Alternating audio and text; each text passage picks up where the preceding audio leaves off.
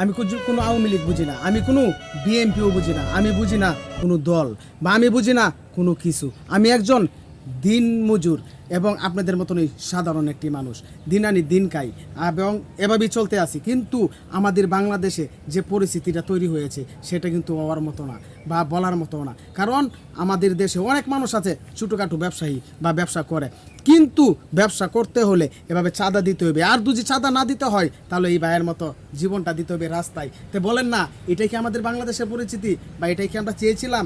কিন্তু আমরা চাই, আমরা সাধারণ মানুষ চেয়েছিলেন এরকম বাংলাদেশ, আমরা চাই নাই এরকম বাংলাদেশ। আমরা চেয়েছিলাম কি সুন্দর একটি বাংলাদেশ, বা চেয়েছিলাম আরাম মতো বাঁচতে।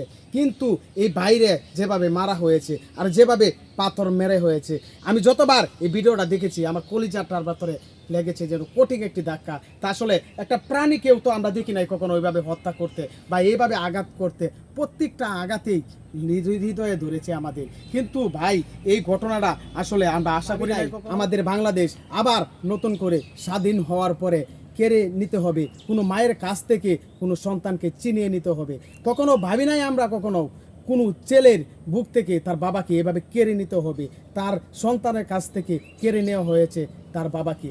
কখনো আশা করি নাই কোনো নারীর বুক থেকে কেড়ে নিতে হবে কারো স্বামীকে নিয়ে রাস্তায় এভাবে পিটিয়ে গণহত্যা করে রাস্তায় বিলিয়ে দিতে হবে, সেটা কখনো আশাই করি নাই। কিন্তু এরকম হয়েছে। ভিডিওটা দেখে যদি আপনাদের মনে চুল পরিমাণ কষ্ট যদি লেগে থাকে তাহলে আমার এই ভিডিওটা প্রত্যেকটা বাড়ি শেয়ার করে দিবেন, যাতে প্রত্যেকটা মানুষের কাছে পৌঁছায় এবং হৃদয়হীন মানুষের কাছে যাতে এই ভিডিওটা আমার পৌঁছায়। আমি চাই না এভাবে কোনো মায়ের কুল যাতে খালি হোক, সেটাই আপনাদের কাছে চাওয়া।